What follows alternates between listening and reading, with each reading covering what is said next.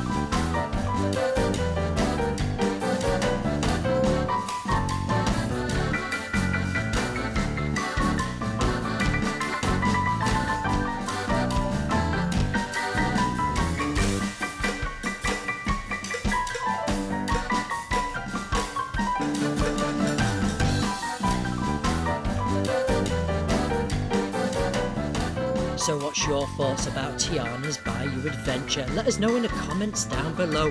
It looks awesome! If you want to support our channel, we have Patreon, the link is in the description down below.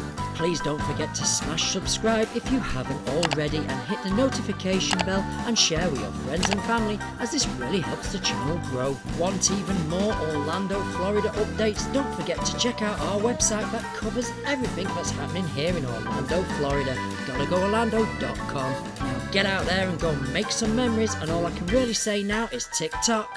Gotta go Orlando, guys. And don't forget about these two videos right here.